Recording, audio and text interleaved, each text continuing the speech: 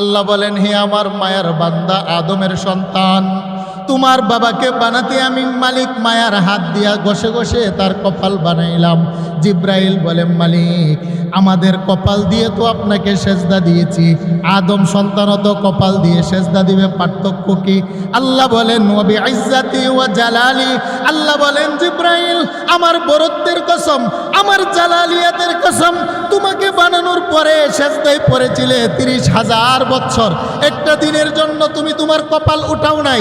হেরে জিব্রাইল, তোমার 30,000 বছরের সেজদা যদি এক পাল্লায় রাখা হয়, আর আমার আদম সন্তানের সকালবেলা 30 সেকেন্ডের সেজদা যদি এক পাল্লায় রাখা হয়, যারা সেজদায় পড়ে সকালবেলা আমাকে সুবহান বলে ডাক দেয়, সুবহান রাব্বিয়াল আ'লা, ডাক দেন না, ডাক দেন না, সুবহান রাব্বিয়াল আ'লা, সুবহান রাব্বিয়াল আ'লা, সুবহান রাব্বিয়াল আ'লা, সুবহান রাব্বিয়াল আ'লা। হে মালিক, দেহের দামি কপালটা মাটিতে লাগাইয়া আমি এটাই বুঝাইলাম, আল্লাহু আকবার, তুমি বড় আমি ছোট। কানে ধরে আল্লাহ নিয়ত করলাম, আমি গোলামের ছেলে গোলাম, আমি আমার জীবনের সবচাইতে দামি কপালটা মাটিতে টেকাইয়া জীবনের গুনার বোঝা কাঁধে উঠাইয়া ঘোষণা দিলাম, সুবহান রাব্বিয়াল আ'লা, তুমি পাক, তুমি পাক, আমি না পাক, আমার হাত না পাক, আমার জবান না পাক, আমার চক্ষু না পাক, আমার কর্ণ না পাক, আমার কলম না পাক, আমি গোলামের ছেলে গোলাম, আমার মাও গোলাম, আমার বাবাও গোলাম। সুবহান রাব্বিয়াল আ'লা, সুবহান রাব্বিয়াল আ'লা। হে মালিক, আমার দামি কপাল পৃথিবীর কোনো রাজা মহারাজার সামনে নত করি নাই, কিন্তু সকালবেলা আল্লাহু আকবার ঘোষণা দিয়ে তোমাকে দেখি নাই, তারপরও তোমার কদমে সেজদা দিয়া নিজের সমস্ত বরত্বকে বিলীন করে ঘোষণা দিলাম, তুমি পবিত্র, আমি নাপাক। আল্লাহু আকবার বলেন। আল্লাহ বলেন, জিব্রাইল আমার যেই সমস্ত বান্দা বান্দি সকালবেলা নামাজের মুসল্লায় সেজদায় পড়ে আমাকে সুবহান বলে ডাক দেয়, যদিও তার সেজদাটা দিতে 30 সেকেন্ড সময় লাগে রে, তোমার জিব্রাইলের 30,000 বছরের সেজদা যদি এক পাল্লায় রাখা হয়, সকালবেলা বনি আদমের 30 সেকেন্ডের একটা সেজদা যদি এক পাল্লায় রাখা হয়, আল্লাহ বলেন তুমি জিব্রাইলের চাইতে আদম সন্তানের 30 সেকেন্ডের সেজদার দাম আমার দরবারে বেশি। আরেকটু জোরে বলেন না, আল্লাহু আকবার। ইয়া আইয়ুহাল ইনসান মা গররাকা বিরাব্বিকাল কারীম, আল্লাহ বলেন, হে আমার মায়ার বান্দা, বলো না দৈনিক 5 বার তোমাকে ডাকি, তারপরও রব্বে কারীম থেকে কেন চেহারা ফিরাই নিলে রে বান্দা? সকালবেলা মুয়াজ্জিনের কণ্ঠে তোমাকে ডাকি মুলাকাত করার জন্য, সুবহানাল্লাহ বলেন না। তোমাকে সকালবেলা আমি আমার কাছে পাই নাই, দুপুরবেলা মুয়াজ্জিনের কণ্ঠে তোমাকে ডাকলাম, তারপরও আমার দরবারে তোমাকে পাই নাই, আসরের সময় মুয়াজ্জিনের কণ্ঠে তোমাকে ডাকলাম, পাই নাই। বান্দারে, তোর জবানের ডাক শুনতে আমি মালিকের মনে চাই। তুমি যখন নামাজের মুসল্লার মধ্যে দাঁড়াইয়া আলহামদুলিল্লাহ বলে যখন আমাকে ডাক দাও, আমি আরশের মালিক স্থির থাকতে পারি না, তোমার প্রত্যেকটা আয়াতের সাথে সাথে আমি আল্লাহ তোমার সাথে কথা বলি। আরেকটু জোরে বলেন আল্লাহু আকবার। আল্লাহ বলেন, সেই জন্য জিব্রাইল বনি আদমের কপালকে আমি আল্লাহ নিজ হাতে বানাইলাম। লাম্মা খালাকাল্লাহু আদম আলা সূরাতিহি ওয়া তুলুহু 60 জিরা। আল্লাহ বলেন, আদমের চেহারাটা কেমন হবে আমি আল্লাহ নিজে পছন্দ করে বানিয়েছি। আদমের ঠোঁটটা কেমন হবে আমি আল্লাহ নিজে হাতে সাজাইলাম, কারণ পৃথিবীতে এসে আদম সন্তান তার 2টা ঠোঁট মিলিয়ে আমি মালিককে সুবহান বলে বলে বারবারে ডাক দিবে। কেমন করে ডাকলে আমার কাছে মায়া লাগবে, তেমন করে আমি আল্লাহ তোমার ঠোঁট বানিয়েছি। আরেকটু জোরে বলেন আল্লাহু আকবার। সেই জন্য বুখারী শরীফের মধ্যে হাদিস পাওয়া যায়, ইমাম বুখারী 6 লক্ষ হাদিস থেকে বাছাই করে সর্বশেষ হাদিস আনলেন, কালিমাতানে হাবিবাতানে ইলার রহমান খাফিফাতানে আলাল লিসান সাকিলাতানে ফিল মিজান সুবহানাল্লাহি ওয়া বিহামদিহি সুবহানাল্লাহিল আযীম। এমন 2টা শব্দ আমি আল্লাহ পাক দিলাম, যেই শব্দ 2টাকে আমি আল্লাহ বড় ভালোবাসি রে। এই দুইটা শব্দ জবান দিয়ে উচ্চারণ করতে নবী আপনার উম্মতের কোনো কষ্ট হবে না, কিন্তু হাসরের ময়দানে আমার আদালতে তার ওজন বড় ভারী হয়।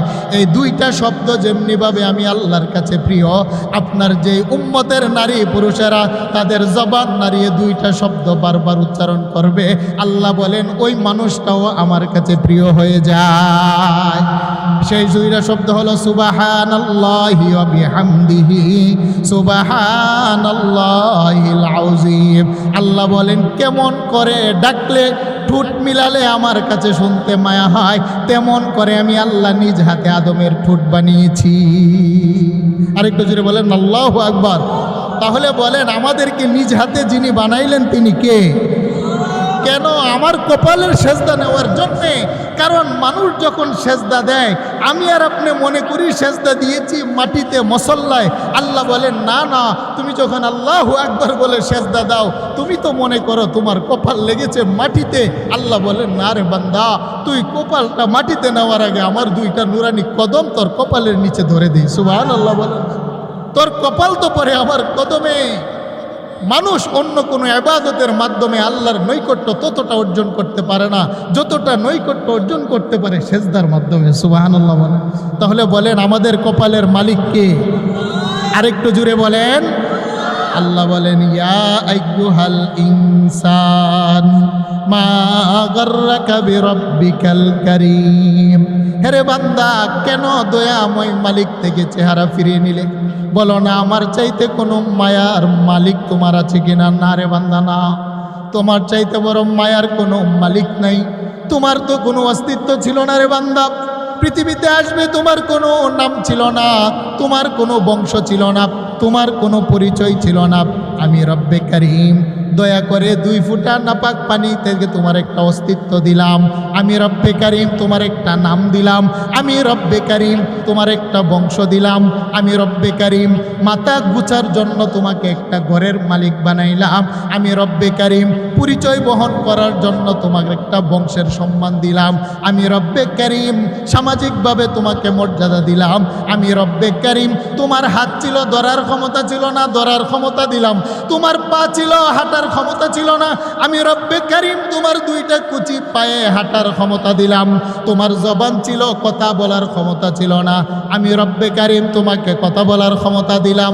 তোমার দেমাগ ছিল বুঝবার বুঝাইবার ক্ষমতা ছিল না, আমি রব্বে কারীম তোমার কুচি দেমাগের ভিতরে বুঝবার বুঝাইবার ক্ষমতা দিলাম। কে দিলেন? আরেকটু জুড়ে বলেন কে দিলেন? ইয়া আইয়ুহাল ইনসান মা গাররাকা বিরাব্বিকাল কারীম। তাহলে বলেন না আমাদেরকে তো সুন্দর করে যিনি সৃষ্টি করেছেন তিনি কে? তাহলে আমাদের সেজদার মালিক কে?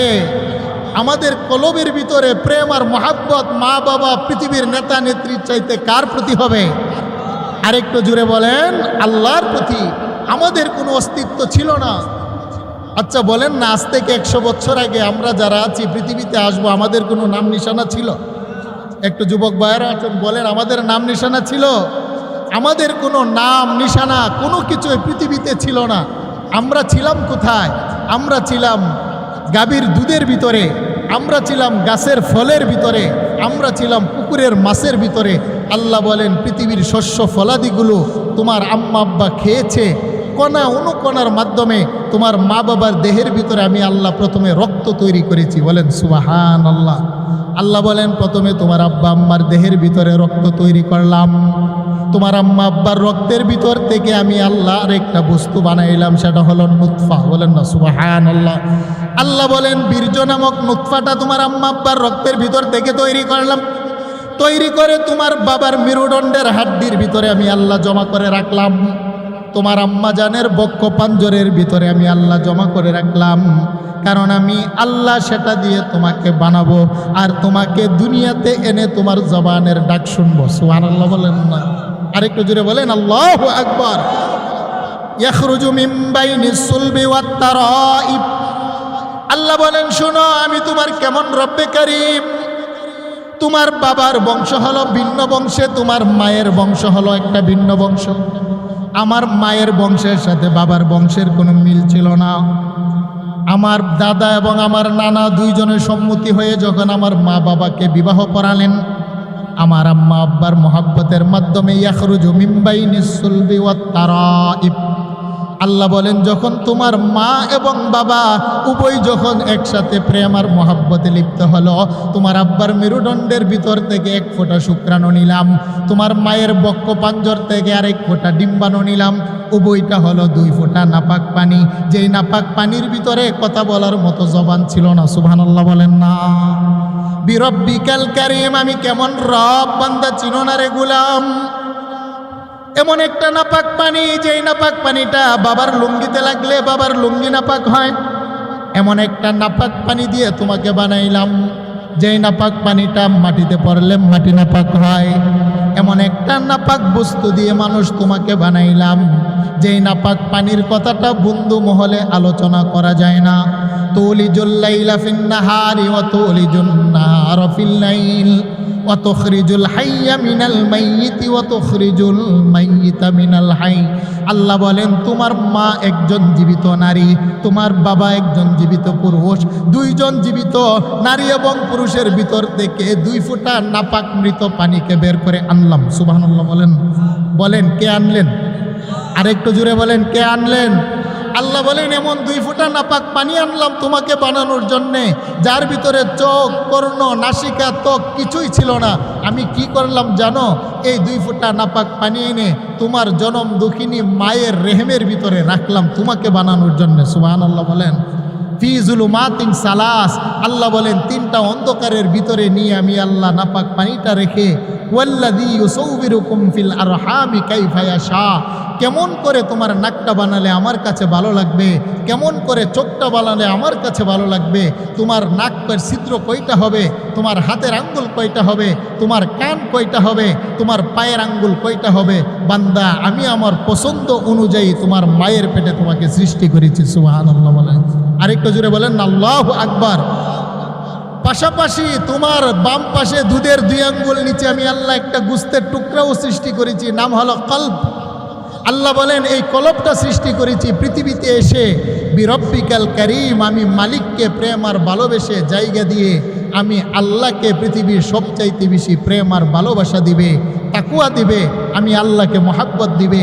আমি আল্লাহ সেই জন্য তোমার বাম পাশে দুধের 2 আঙ্গুল নিচে একটা কলব সৃষ্টি করেছি। বলেন না কথাটা কার? আরেকটু জোরে বলেন কথাটা কার? তাহলে বুঝে থাকলে বলুন আমাদেরকে সৃষ্টি করেছেন কে? আমাদের চেহারাটা সৃষ্টি করেছেন কে? আল্লাহ বলেন বান্দা তোমার চামড়া কালো, মন খারাপ না, মন খারাপ করবা না। অনেকের দেখবেন ঠোঁট একটু বাঁকা হয়, মনটা খারাপ থাকে যে আল্লাহ আমার ভাইয়ের চেহারা এত সুন্দর, বন্ধুর চেহারা প্রিন্সের মতো, সমাজে হাঁটলে সবাই তাকিয়ে তাকিয়ে চোখ ফেরায় না, আমার নাকটাকে বানাইলেন বাঁকা, চোখটাকে বানাইলেন টেকরা, আমার ঠোঁটটাকে বানাইলেন মোটা, আমার চামড়াটা কাকের মতো কালো। আল্লাহ কেন আপনি আমাকে এমন করে বানাইলেন? আল্লাহ বলেন হুয়াল্লাযী ইউসাউবিরুকুম ফিল আরহামি কাইফা ইয়াশা। বান্দারে তোর মায়ের পেটে তোমার নকশার কারিগর আমি। পৃথিবীর মানুষ মানুষের চামড়া দেখে মূল্যায়ন করে, পৃথিবীর মানুষ মানুষের ডিগ্রি দেখে মূল্যায়ন করে, পৃথিবীর মানুষ মানুষের সুন্দর চেহারা দেখে মূল্যায়ন করে। আমি মালিক যেহেতু নিজ হাতে তোমার নকশা বানিয়েছি, বান্দা মন খারাপ করবি না। আমি চামড়া দেখে, সুন্দর চেহারা বংশ দেখে মূল্যায়ন করি না, আমার হাতে তোকে বাঁকা করে বানিয়েছি। ও 3, আল্লাহ বলেন 3-এর কসম, ও জাইতুন, জাইতুনের কসম, ও তুর সিনিন, তুর পর্বতমালার কসম, ও হাদাল বালাদিল আমিন, আল্লাহ বলেন মক্কা নগরীর কসম। 4টা কসম খেয়ে তোকে সান্ত্বনা দিচ্ছি। যদিও তোর নাক বাঁকা, ঠোঁট মোটা, তোর মন খারাপ করবি না। লাকাদ খালাকনাল ইনসানা ফি আহসানি তাকবীম, তোর কালো চামড়ার চেহারার কারিগর যেহেতু আমি মাওলা, আমার কাছে আমার আরশের চাইতো তোর চেহারা বড় সুন্দর। সুবহানাল্লাহ বলেন।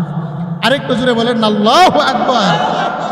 বান্দা তোর নাকটা আমার কাছে আমার আরশের চাইতে সুন্দর, তোর 2টা বাঁকা ঠোঁট আমার কাছে আমার লৌহে কলমের চাইতে সুন্দর।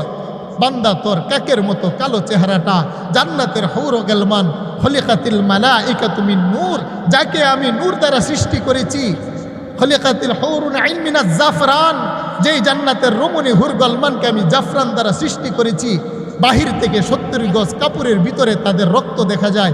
আল্লাহ বলেন তার চাইতো আমার হাতে তোর বাঁকা চোখটা বড় সুন্দর। সুবহানাল্লাহ বলেন। লাহুম কুলুবুল্লা ইয়াফকাহুনা বিহা, বান্দারে এত মায়া করে সৃষ্টি করেছি তোমার দম পাশে দুই আঙ্গুল নিচে একটা কলব দিয়েছি, এই কলবের ভিতরে আমি মালিক ভালোবাসা চাই। আর আমাকে ভালোবেসে যদি 5 বার আমার ডাকে সাড়া দিয়ে আমাকে সেজদা দিয়ে সুবহান রব্বিয়াল আলা বলে ডাক দাও, আল্লাহ বলেন তোমার টাকা নাই, পয়সা নাই, বংশ নাই, ডিগ্রি নাই, আধিপত্য নাই, ক্ষমতা নাই, নাই কিছু নাই। আল্লাহ বলেন শোন, আমি তো এইগুলা দেখিও না।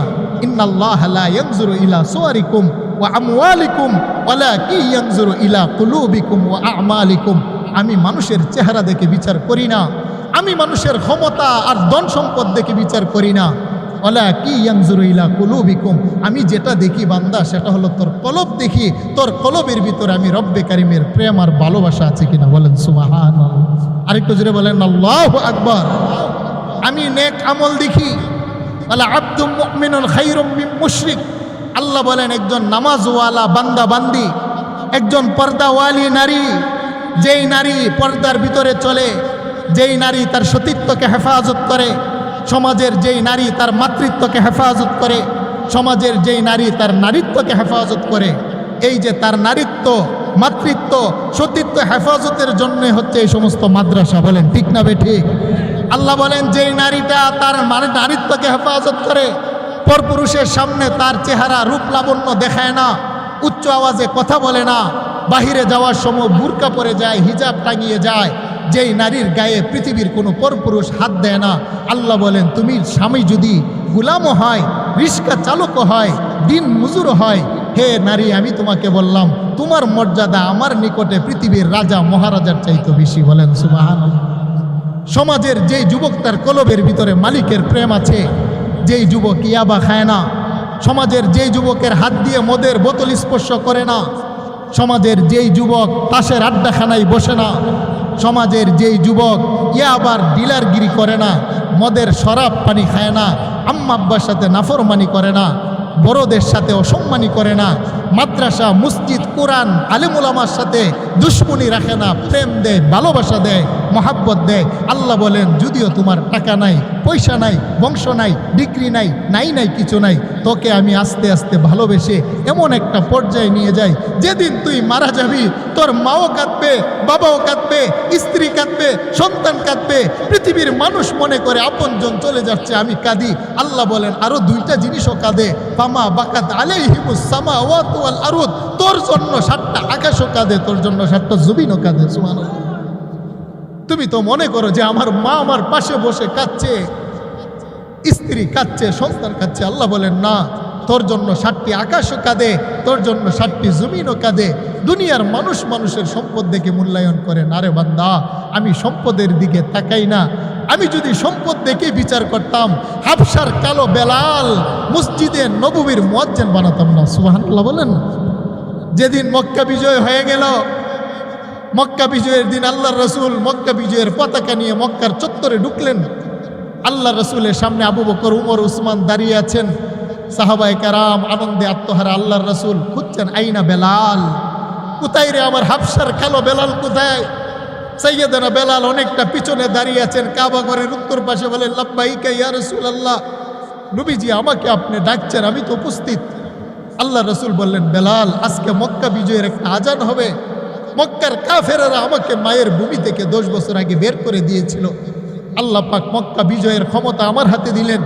আজকে মক্কা বিজয়ের আজান হবে, তবে আজানটা কারো কণ্ঠে শুনতে চাই না, তুমি কালো বেলালের কণ্ঠে শুনতে চাই। সুবহানাল্লাহ। তাফসিরে মাজহারি আল্লামা কাজী সানাউল্লাহ পানিপতি লিখেছেন, আল্লামা জালালউদ্দিন সুয়ুতি আসবাবে নুজুলের মধ্যে শানে নুজুল উল্লেখ করেছেন, আল্লামা বদরুদ্দিন আইনি রহমতুল্লাহি আলাইহি লিখেছেন তাফসিরে রুহুল মানি, আল্লামা আলুসি আল বাগদাদি লিখেছেন তাফসির। সাইয়েদনা বেলাল রাদিয়াল্লাহু তাআলা একটা দূর দিয়া কাবা করে ছাদের উপরে উঠলেন। আল্লাহ সুবহানাহু ওয়া তাআলা জিবরাইল আলাইহিস সালাতু ওয়াস সালামকে নবীর দরবারে পাঠাইলেন কুরআনুল কারীমের একটা আয়াত দিয়ে, ইন্না আকরামাকুম ইনদাল্লাহি আতকাকুম। হে রাসূল, বেলাল কালো বলে মক্কার মানুষে ঘৃণা করে, বেলালের টাকা নাই, পয়সা নাই, বংশ নাই, হাবশাতে তার বাড়ি। আপনি নবী মক্কা বিজয়ের মুয়াজ্জিন বানিয়েছেন, মানুষ তাকে ঘৃণা করে। ইয়া রাসূলুল্লাহ, মক্কার মানুষে বেলালের চামড়া দেখেছে, মক্কার মানুষে বেলালের বংশ দেখেছে, মক্কার মানুষে বেলালের ভাষা দেখেছে, অমূল্যায়ন করে। আমি আল্লাহ বেলালের চামড়া দেখি নাই, বংশ দেখি নাই, আমি আল্লাহ বেলালের কলব দেখেছি। বেলালের কলবের ভিতরে যে প্রেম আর ভালোবাসা আছে মক্কার কাফের বেঈমান সন্তানদের অন্তরে নাই। আপনি নবী যেমনি ভাবে মক্কা বিজয়ের আজান বেলালের কণ্ঠে শুনতে চান, এই কাবাগরের মালিক হলাম আমি আল্লাহ আজকে মক্কা বিজয়ের আজান আমার কালো বেলালের কণ্ঠে শুনতে চাই। সুবহানাল্লাহ। আল্লাহ পাক এখানে আয়াত নাযিল করে দিলেন, ইন্না আকরামাকুম ইনদাল্লাহি আতকাকুম। আল্লাহ বলেন, নবী লাহুম কুলুবুল্লাহ ইয়াফকাহুনা বিহা। বেলালের বাম পাশে দুধের দুই আঙ্গুর নিচে কলবের মধ্যে যে প্রেম আর ভালোবাসা আমার প্রতি আছে সেটা মক্কার কাফের আর বেঈমানের কলবের ভিতরে নাই। বলেন না আল্লাহু আকবার। তাহলে আমাদের কলবের ভিতরে প্রেম থাকবে কার? আরেকটু জুড়ে বলেন। নবীজি মেরাজের রাত্রে গেলেন, আল্লাহর রাসূল জিব্রাইলকে নিয়ে জান্নাতে হাঁটছেন। নবীজি বলেন, জিব্রাইল আমি আর তুমি ছাড়া কেউ নাই। তৃতীয় আরেকজনের পায়ের আওয়াজ শোনা যায়। জিব্রাইল বলে, ইয়া রাসূলুল্লাহ আমি আর আপনি কেউ নাই কথা সত্য, তৃতীয় যার আওয়াজ শোনা যায় তিনি হলেন আপনার হাবশার গোলাম কালো বেলাল। সুবহানাল্লাহ বলেন। আল্লাহ রাসূল মেরাজ থেকে এসে বেলালকে ডাকলেন, বেলাল তুমি তো আমার সাথে মেরাজে যাও নাই, আমি নবী একা গিয়েছি। সপ্তম আকাশ পাড়ি দিয়ে সিদরাতুল মুনতাহা লৌহ কলম উপক্রম করে আমি জান্নাতের মুআল্লার মধ্যে গিয়েছি। বেলাল রে বলো না, সেখানে গিয়ে তোমার পায়ের আওয়াজ শুনেছি, কি এমন আমল করো? বেলাল করে, ইয়া রাসূলুল্লাহ ইয়া হাবিবাল্লাহ আমি দুইটা কাজ করি। একটা হলো রাত্রের বেলা আপনি যখন ঘুমিয়ে যান সমস্ত সাহাবায়ে কেরাম আপন আপন বিবি সন্তানের কাছে বাড়িতে চলে যায়। আমার তো বাড়ি নাই, বংশ নাই, আমি হাবশার গোলাম। আমি রাত্রের বেলা দেখি উম্মে জামিলা আবু লাহাবের বিবি হিজুর গাছের বড় বড় কাটা পেতে আপনার ঘর থেকে মসজিদের রাস্তার মধ্যে মাটির নিচে পুঁতে রাখে। সকালে ফজরের নামাজে আসার সময় যেন আপনার পায়ের নিচে বিধে আপনি যেন কষ্ট পান। আমি বেলাল দেখে রাত্রের বেলা হামাগুড়ি দেই যেন প্রত্যেকটা কাটা আমি কালো বেলালের চামড়াতে লাগে, আপনার পায়ে যেন না লাগে। বলেন না সুবহানাল্লাহ। ইয়া রাসূলুল্লাহ আরেকটা কাজ করি, আপনি বলেছিলেন উজু ভেঙে গেলে যেন সাথে সাথে নামাজ পড়া হয়। আমি বেলাল যেদিন থেকে শুনেছি আপনি রহমতের নবীর সুন্নতকে গলার মালা বানিয়েছি, যখনই উজু করি সাথে সাথে আমি 2 রাকাত নামাজ পড়ি। আল্লাহ রাসূল বলেন, বেলাল আমার এই সুন্নতকে গলার মালা বানার কারণে কলবের ভিতরে আল্লাহর প্রেম আর তাকওয়া জায়গা দেওয়ার কারণে বেলাল রে জান্নাতে গিয়ে দেখেছি তুমি হাঁটো মক্কার উলিতে গুলিতে খালি পায়ে, পায়ে জুতা নাই, কিন্তু তোমার খালি পায়ের আওয়াজটা আল্লাহর আরশ আযীমে শুনতে পাই। বলেন সুবহানাল্লাহ। আল্লাহ বলেন, ইয়া আইয়ুহাল ইনসান মা গাররাকা বিরাব্বিকাল কারীম। বান্দা এত প্রেম আর ভালোবাসা দিয়ে তোমাকে বানাইলাম, তোমার জবানের ডাক শুনতে মনে চায়। এত প্রেম আর ভালোবাসা দিয়ে বানাইলাম, তোমার কপালে সেজদা নিতে মনে চায়। এত প্রেম আর ভালোবাসা দিয়ে বানাইলাম, তোমার কলবের ভিতরে মহব্বত নিতে মনে চায়। তুমি যদি প্রেম আর ভালোবাসা দিয়ে বান্দা আমি মালিকরে আপন করতে পারো, তোমার গোপনে প্রকাশ্যে সমস্ত গুনাহ ছেড়ে দিয়ে আমি আল্লাহকে যদি তুমি বান্দা তাকওয়ার পরীক্ষা দিতে পারো, যেদিন তুমি মারা যাবে আপন জনেরা যেদিন 3 টুকরা কাফনের কাপড় পরিধান করিয়ে 3.5 হাত মাটির কবরে রেখে যাবে, পৃথিবীর সম্পর্ক ছিন্ন করে দুনিয়ার সবাই তোমাকে পর করবে, আমি আল্লাহ আমার মায়ার কুলে তোমাকে উঠে নিব। বলেন সুবহানাল্লাহ।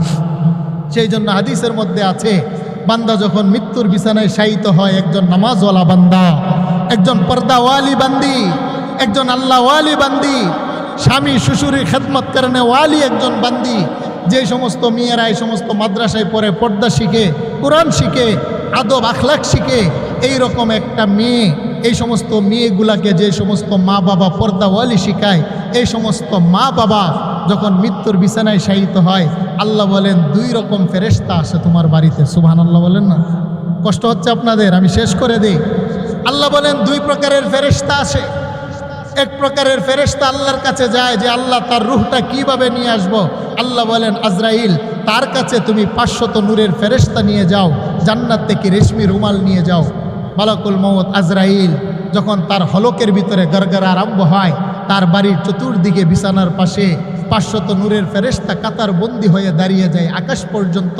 আর মালাকুল মউত আজরাইল আস্তে করে তার সিনার উপরে হাত দিয়ে, নবীজি বলেন একটা বাচ্চা মায়ের বুকের দুধ পান করতে করতে যেমনিভাবে ঘুমিয়ে যায়, মাও টের পায় না, বাচ্চাও টের পায় না। আল্লাহওয়ালা, নামাজওয়ালা, নেককার, মুত্তাকি, পরহেজগার যুবক, যেই যুবক তার যৌবনের হেফাজত করে, কারণ যৌবন বয়সে যৌবন চাই জেনাবে বিচার করার জন্যে, তারপর আল্লাহর বয়ে জেনাবে বিচার করে না। যৌবন চাই নেশা খাওয়ার জন্যে, আল্লাহর ভয়ে যারা নেশার বোতলে হাত দেয় না, যৌবন চায়, মানুষের উপর জুলুম অত্যাচার করার জন্য যৌবনের চাহিদা, কিন্তু আল্লাহ রসুলকে ভয় করে ইয়াবা খায় না, ফেন্সিডিল খায় না, গাঁজা খায় না, জুয়া খেলে না, মানুষের উপরে জুলুম আর অত্যাচার করে না, আল্লাহ রসুলকে ভালোবেসে তার যৌবনকে হেফাজত করে। যদি কখনো গুনাহ হয়েও যায় যৌবনের কারণে, যদি গুনাহ হয়েও যায় খাহেসাতের কারণে, যদি গুনাহ হয়েও যায় বন্ধুদের আড্ডাখানায় করার কারণে, যদি গুনাহ হয়েও যায় শয়তানের প্রবঞ্চনায়, তারপরও যুবক চোখের পানি ফেলে মালিকের দরবারে তওবা করে নেয়। এরকম একটা নারী পুরুষ যদি মৃত্যুর বিছানায় শায়িত হয়, তার রূহটাকে এমনভাবে কব্জ করা হয়, বাচ্চা যেমনি ঘুমিয়ে যায় মা টের পায় না, আল্লাহ বলেন তার রূহটাও এমনভাবে বের করা হয় বান্দাও টের পায় না। সুবহানাল্লাহ বলেন। এবার ফেরেশতা বলে আল্লাহ তোমার বান্দার রূহ তো বের করলাম, রেশমি রুমাল দিয়ে পিছিয়ে কোথায় নেব? আল্লাহ বলেন আমার 7 আকাশ উপরে ইল্লিয়িন একটা মাকাম আছে, আমার বান্দার রূহটাকে ইল্লিয়িনের মধ্যে নিয়ে আসো, যেখান থেকে রূহ আমাকে দেখবে, আমি আল্লাহ আমার রূহটাকে দেখবো। সুবহানাল্লাহ। এরকম মরণ চাই কি চাই না? কারা কারা চাই? 2টা হাত তুলে বলেন, বলেন নারায়ে তাকবীর।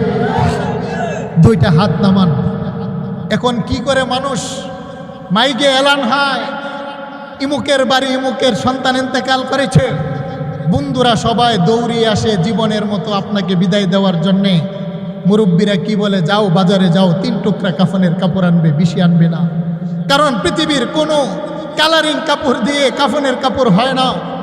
মুরব্বীরা বলে শোনো, এই বাজার থেকে গিয়ে এমন 3 টুকরা কাফন আনবে, পুরুষ হলে 3 টুকরা কাপড় আর নারী হলে 5 টুকরা কাফনের কাপড়, যেই কাফনের ভিতরে কোনো সেলাই নাই, যেই কাফনের কাপড়ের ভিতরে কোনো পকেট নাই, বড়ই পাতার গরম জল দিয়ে নাকে তুলা কানে তুলা ঢুকিয়ে আপনাকে গোসল করিয়ে আপনার মাথায় বুকে পায়ে যখন বাদ দিয়ে হাটিলায় উঠিয়ে আপনাকে কবরে নিয়ে যায়, কবরের মাটি তখন চিৎকার করে ডাকতে থাকে, হে দুনিয়ার মানুষ শোনো, আনা বাইতুত তুরাব, আমি হলাম একটা মাটির ঘর, আমার ডানের দেয়ালটাও মাটি, আমার বামের দেয়াল মাটি, আমার সামনের দেয়াল মাটি, আমার পিছনের দেয়াল মাটি, তোমার আপন জনেরা যেখানে রেখে যাবে আমার বিছানাটাও মাটি, আনা বাইতুত তুরাব। শুনরে, দুনিয়ার রাজ্য বালাখানা মকমলের বিছানা সব তোমাকে আজকে পর করেছে।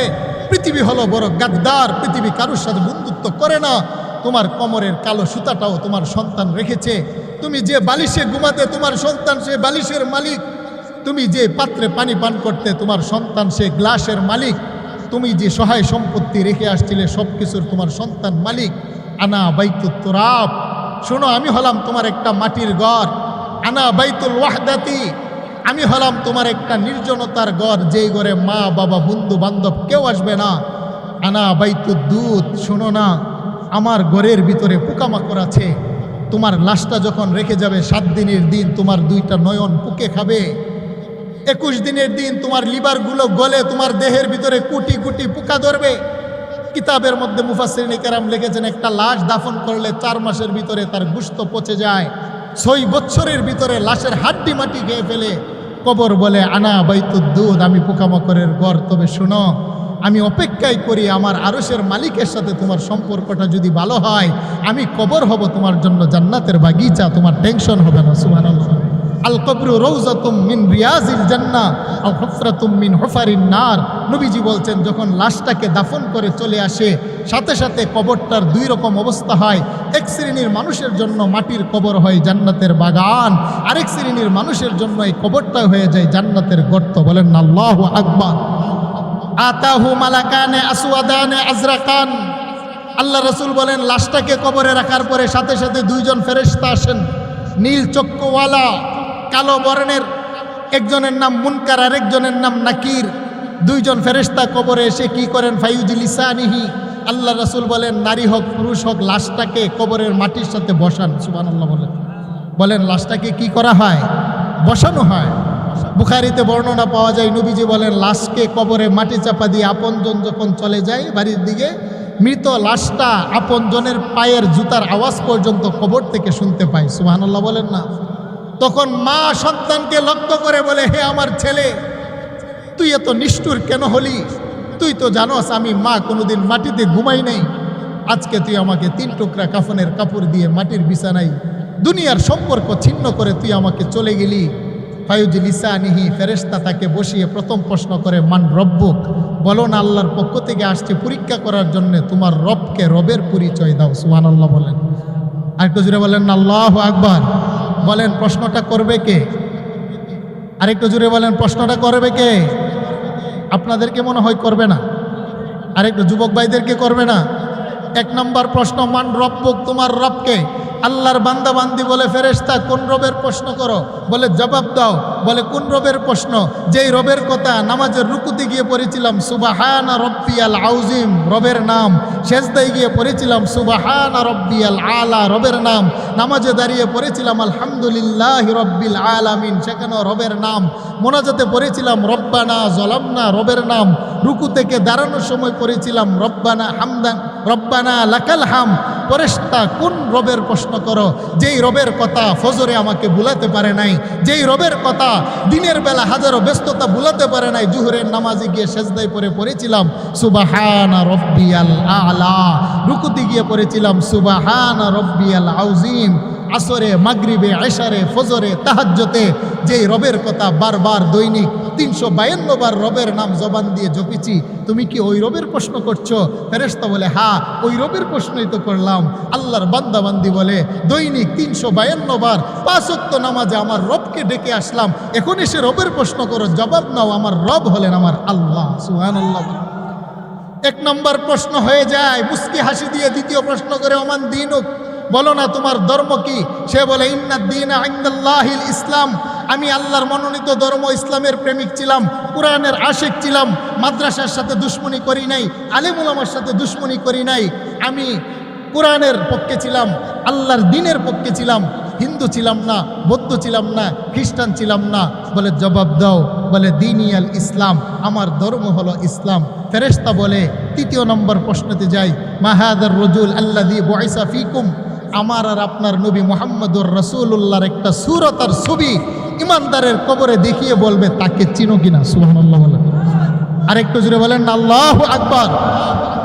আমি জানতে চাই, নরসিংদীর মানুষ বলেন না, নবীজি ইন্তেকাল করেছে আজ থেকে 1500 বছর পূর্বে, আপনিও নবী দেখেন নাই, আমিও নবী দেখি নাই, কেউ দেখছেন? তাহলে নবী চিনবেন কিভাবে? নবী তো দেখেন নাই। নবীর সাথে আর আমার সাথে বংশের মিল নাই। নবী হলেন কুরাইশ বংশে, আর আমাদের বংশের কোনো অস্তিত্ব নাই। নবীর সাথে আমাদের জমানার মিল নাই, নবী মারা গেছেন 1500 বছর পূর্বে। নবীর সাথে আমাদের ভাষার মিল নাই, তিনি আরবি, আমরা হলাম বাঙালি। নবীর সাথে আমাদের কালের মিল নাই, 1500 বছর অতিক্রম হয়েছে। নবীর সাথে আমাদের দূরত্বের মিল নাই। বাংলাদেশ থেকে নবীর বাড়ি মক্কার দূরত্ব হলো 6000 কিলোমিটার। নবীও আমাকে দেখে নাই, আমিও নবীকে দেখি নাই, আমরা কেউ দেখি নাই। তারপরও কবরের ভিতরে নবীকে দেখাইলে চিনতে পারবে। বলে হ্যাঁ, যারা প্রকৃতপক্ষে মা বাবার খেদমত করে ওয়ালা হয়। সুবহানাল্লাহ বলেন না। যেই সমস্ত যুবকেরা আম্মা আব্বার খেদমত করে, যেই সমস্ত সমাজের মানুষেরা কোরআনের পক্ষে অবস্থান নেই, এই যে একটা কোরআনের মাদ্রাসা, যারা আল্লাহর কোরআনকে তেলাওয়াত করে বাচ্চাদেরকে 1 লুকমা খাবারের ব্যবস্থা করে দেয়, টাকা দিয়ে, পয়সা দিয়ে, অর্থ দিয়ে, আল্লাহর রসুলের কোরআন, আল্লাহর কোরআনকে আল্লাহর জমিনে প্রচার প্রসারের জন্য যারা বুকের তাজা রক্ত দিয়ে, ঘাম জড়ানো টাকা দিয়ে সাহায্য করে, আমার নবীর চেহারা দেখলে বলবে হ্যাঁ, হুয়া সাইয়্যিদুনা শাফিউনা হাদিয়ুনা মুহাম্মাদুর রাসূলুল্লাহ সাল্লাল্লাহু আলাইহি ওয়াসাল্লাম। হ্যাঁ, নবী দেখি নাই, কিন্তু তিনার নাম শুনে মাথায় টুপি রেখেছিলাম। সুবহানাল্লাহ বলেন না। বলেন এ টুপিটা কার সুন্নত? আরেকটু জোরে বলেন কার সুন্নত? বলেন নবী দেখি নাই, তার কথা শুনে মুখে দাড়ি রেখেছিলাম নবীকে ভালোবেসে। নবী দেখি নাই, তার কথা শুনে জুব্বাটা দিয়েছিলাম, নবীর সুন্নত।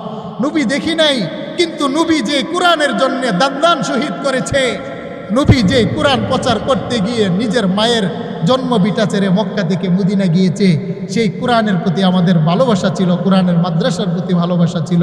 বলবে হ্যাঁ, তিনি আমার নবী, তিনি আমার শাফাআতের কান্ডারি, তিনি হলেন আমার কামলেওয়ালা। এবার আল্লাহ পাক একটা ঘোষণা দিবেন, এই ঘোষণাটা তিরমিজি শরীফে বর্ণনা আছে। সুবহানাল্লাহ বলেন। কি ঘোষণা? ফায়ুনাদি মুনাদিম মিনাস সামা আন সাদাকা আবদি।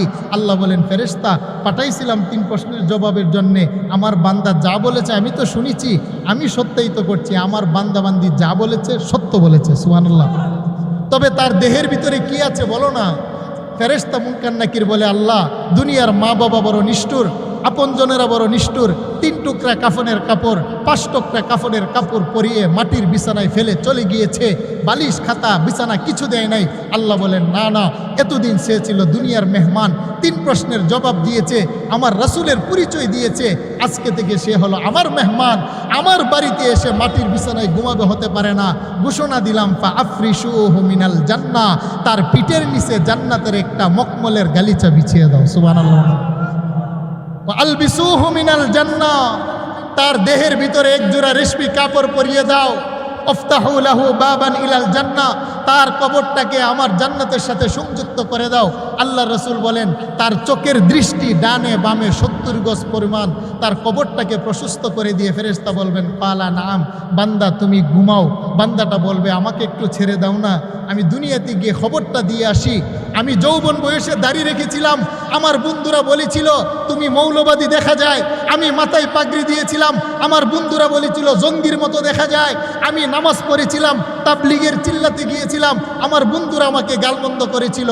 আমার নামাজের কারণে, টুপির কারণে, পাগড়ির কারণে, দাড়ির কারণে আমার আল্লাহ যে জান্নাত দিয়েছে খবরটা বন্ধুটাকে দিয়ে আসি। ফেরেশতা বলে না, এখানে আসা যায়, যাওয়ার রাস্তা নাই। কালা নাম, তুমি ঘুমাও, এমন ঘুমাও, কেউ তোমাকে ডিস্টার্ব করবে না। কানাউমাতিল উরুস, 25 বছরের একটা যুবক, 18 বছরের একটা যুবতী বিবাহ করার পরে বাসর রাত্রে যেমনিভাবে মখমলের বিছানায় ঘুমায়, ফুলসজ্জার রাত কেউ তাদেরকে জাগায় না। ফেরেশতা বলে বাসর রাত্রের মতো ঘুমিয়ে থাকো, যেদিন জাগাবে তো জাগাবে আমার আল্লাহ নিজেই তোমাকে জাগাবে। বলেন না সুবহানাল্লাহ। এইরকম কবর আমরা চাই কি চাই না? আর একটু জুড়ে বলেন চাই কি চাই না? তাহলে বলেন এই কোরআন এটা কার কালাম? এর সাথে মহাব্বত দরকার আছে নি? কি বলেন, শুধু জবানে না অন্তর দিয়ে? এর সাথে দুশ্মনী রাখা যাবে, বিদ্বেষ রাখা যাবে? হ্যাঁ, আমার আর আপনার হয়তো মনের দিকটা অন্য কোথাও থাকতে পারে, কিন্তু এই মাদ্রাসার উলামায়ে কেরাম, মাদ্রাসার ছাত্র, মাদ্রাসার আজিজ তালাবা, তাদের সাথে আমাদের কোনো দুশ্মনী থাকবো না। আমরা টাকা দিয়ে, পয়সা দিয়ে, শ্রম দিয়ে এই সমস্ত প্রতিষ্ঠানগুলোকে আমরা আগলিয়ে রাখবো, কারণ এটা হলো আমাদের নাজাতের জন্য একটা মাধ্যম। বলেন ঠিক না বেটি? এটা নাজাতের জন্য মাধ্যম, সদকায়ে জারিয়া। হাদিসের মধ্যে জাহান্নামীরা চলে যাবে জাহান্নামের দিকে, ডান পাশে একজন মানুষ দাঁড়িয়ে থাকবে, বারবারে ফিরে তাকাবে, বলে আতারিফুনা, তুমি কি আমাকে চিনো? বলে কে? বলে তোমাকে আমি একবেলা রুজিং রেখে 1 লোকমা খাবারের ব্যবস্থা করেছিলাম, তোমার স্মরণ আছে কিনা? বলে হ্যাঁ, আপনি তো আমাকে ছোট্টকালে 1 লোকমা খাবারের ঠান্ডা ভাত দিয়ে আমাকে ব্যবস্থা করেছিলেন। আমি সেই ঠান্ডা ভাত খেয়ে আল্লাহর কোরআন শিখে নামাজ পড়ে আজকে জান্নাতের কাতারে। বলে আমি তো আজকে জাহান্নামের আসামি, আল্লাহর কাছে একটু ফরিয়াদ করো। ওই আলেম, ওই বান্দাকে আল্লাহর আদালতে নিয়ে যাবে। ইয়াশফাউ ইয়াউমাল কিয়ামাতি সালাস, আল আম্বিয়া সুম্মাল উলামা সুম্মাশ শুহাদা। 1 নম্বর সুপারিশ করবে নবী রাসূল, 2 নম্বর সুপারিশ করবে এই সমস্ত কোরআনে হাফেজগণ। বলেন সুবহানাল্লাহ। 1 লোকমা খাবার খেয়েছেন, আপনার পক্ষে সুপারিশ করবে। উজুর জন্য টিউবওয়েল চেপে দিয়েছেন, আপনার জন্য সুপারিশ করবে। একটা মাদ্রাসার ছাত্র রাস্তা দিয়ে যাচ্ছে, 1 গ্লাস ঠান্ডা পানি বলছেন, এই তুমি ধরো, পান করো, তুমি গরমে ঘেমে গেছো। আল্লাহ রাসূল বলেন 1 কাতরা পানি পান করানোর কারণে সেও আপনার জন্য সুপারিশ করবে। সুবহানাল্লাহ। সেই জন্য বলেন মূল কথা যেটা হলো, আমাদের সেজদার মালিককে। সেই জন্য নামাজ পড়বো তো আমরা ইনশাআল্লাহ। গোপনে প্রকাশ্যে কোনো গুনাহ আমরা করব, ইয়াবা, ফেন্সিডিল, গাঁজা, মদ, হিরোইন এগুলো আমরা খাবো না। মা বোনেরা যারা আছেন আপনারা পর্দা মেনে চলবেন, নিজের সতীত্ব হেফাজত করবেন, 5 ওয়াক্ত নামাজ পড়বেন, স্বামী শ্বশুরের সেবা করবেন, নিজের সন্তানদেরকে এই সমস্ত মাদ্রাসাগুলো দিয়ে পর্দা শেখানোর জন্য ব্যবস্থা করবেন। আল্লাহ পাক আমাদের সকলকে তাকওয়া দিনের উপরে চলার তৌফিক দান করে। সকলে বলেন আমিন। আচ্ছা, মাদ্রাসাগুলো চলতে একটু খরচ লাগে কিনা? আর একটু জোরে বললেন, লাগে কিনা? মাসে 1,00,000 1,50,000 টাকা খরচ হয়। এগুলা কে দেয়? আল্লাহর বান্দারাই দিচ্ছে বা দিবে। এমন কোনো আল্লাহর বান্দা আছেন মাসে কিছু টাকা, হুজুর আমি 100 টাকা 200 টাকা করে এই মাদ্রাসার মধ্যে আমি দান করব প্রত্যেক মাসে, এমন কেহ আছেন কিনা? বলে 100 টাকা বা 200 টাকা আমি এই মাদ্রাসার মধ্যে ছাত্রদের পিছনে দেব নিয়ত করেছি, এমন আছেন কেহ? অথবা 1 কেজি ডাউল, 1 কেজি